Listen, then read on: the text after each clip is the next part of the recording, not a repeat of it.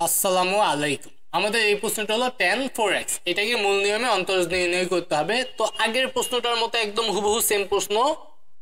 আগেরটাও ছিল tan এর অঙ্ক, এটাও tan এর অঙ্ক। ধরি f of x equal to tan 4x, তাহলে এখানে হবে f of x plus h আমরা বের করে নিব। x plus h হবে tan 4 into x plus h, মানে x এর জায়গায় আমরা কি লিখবো x plus h। তাহলে এখানে tan 4 দিয়ে আমরা গুণ করে দিব, তাহলে হবে 4x plus 4h। ওকে, এটা বের করে নিলাম। তারপরে আমরা লিখবো, আমরা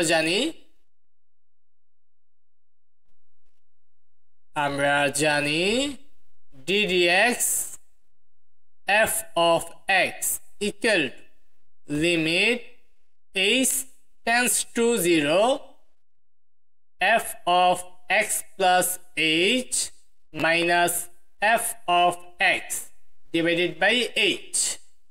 মানগুলো বসাই দিব আমরা। limit h tends to 0, f of x plus h মানে হলো tan 4x plus 4h minus f of x মানে হলো tan 4x divided by হলো h। তো এই divided by h টাকে আমরা একটু অন্যভাবে লিখবো, কারণ বারবার divided by h লিখতে গেলে আমাদের বিরক্ত ফিল আসবে। এই জন্য 1/h লিখে দিলাম এবং সেকেন্ড বন্ধনী দিয়ে উপরের মানটাকে লিখে দিলাম tan 4x plus 4h minus tan 4x। আগের অঙ্কটা ছিল 3x, এটা 4x, এই তফাৎ, আর কোনো তফাৎ নাই। তো tan এর কোনো আমাদের সূত্র জানা নাই, এই জন্য আমরা কি করব, এখানে আমরা sin by cos বানাই নিব। তাহলে 1/h ঠিকঠাক থাকলো, সেকেন্ড বন্ধনী দিয়ে এইটাকে আমরা লিখবো sin by cos। থিটা হিসাবে কি আছে 4x plus 4h, তাহলে এখানে লিখবো sin 4x plus 4h divided by cos 4x plus 4h, তারপর মাইনাস দিয়ে এটাকেও sin 4x divided by cos 4x, second বন্ধনী দিয়ে দিলাম।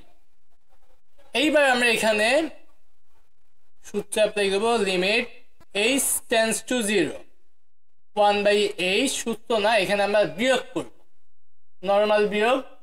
লসাগু যা হবে কি হবে 4x plus 4h cos 4x। তো এইটাকে এইটা দিয়ে ভাগ করলে থাকবে cos 4x, সেটা এই উপরেরটার সাথে গুণ হবে, তাহলে sin 4x plus 4h into cos 4x, তো মাইনাস দিয়া এইটা লসাগুকে আমি cos 4x দিয়ে ভাগ করলে থাকবে শুধু এতটুকু, এতটুকু এই sin 4x এর সাথে গুণ হবে, তো এতটুকু আগে লিখবো cos 4x plus 4h 4x plus 4h, আর সাথে গুণ হবে ওই যে উপরে, এটা উপরে আছে cos 4 sin 4x, সেকেন্ড বন্ধনী দিয়ে আবদ্ধ করে দিলাম। এখন উপরে একটা সূত্রের আকার ধারণ করছে, আগের অঙ্কে আমরা দেখতে পাইছিলাম, সেটা হলো আমরা জানি sin a minus b equal to sin a cos b minus cos a sin b। তো এই সূত্রটা আমাদের কি করতে হবে, জানা থাকা লাগবে, কারণ এই সূত্রটাই আমরা এখানে ব্যবহার করব। এই যে 4x plus 4h, এটাকে আমরা a চিন্তা করতেছি, 4x কে b চিন্তা করি, তাহলে sin a cos b minus cos a sin b এই আকার ধারণ করলো। তাহলে আমি সূত্র অনুযায়ী লিখতে পারবো sin a minus b। তো এখানে আমরা limit x h tends to 0 1/h into উপরে আমাদের হবে কি sin a minus b, sin a বলতে 4x plus 4h minus b, b বলতে 4x, আর নিচে যা আছে সেটা লিখতে হবে cos 4x plus 4h into cos 4x।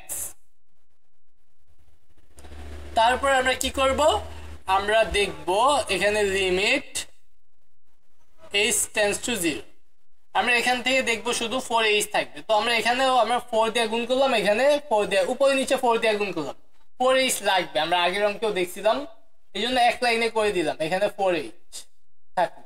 কারণ sin 4h এর নিচে যদি 4h থাকে তাহলে আমরা সেটাকে অন লিখতে পারি, আমরা যেটা জানি 4h plus 4x plus 4h cos 4x।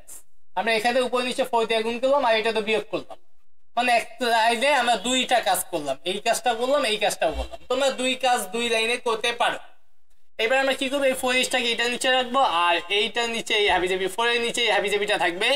তো দুইটার নিচেই আমরা লিমিট দিয়ে দিব আলাদা আলাদা করে, গুণাকারে থাকলে আমরা আলাদা করে লিমিট দিয়ে দিতে পারি। 4 divided by cos 4x plus 4h cos 4x into এটার বাকি যে অংশটুকু আছে তার সামনেও আমরা লিমিট দিব, যেহেতু এখানে থিটা হিসাবে 4h আছে তাহলে h এর জায়গায় লিখবো 4h টেন্ডস টু 0।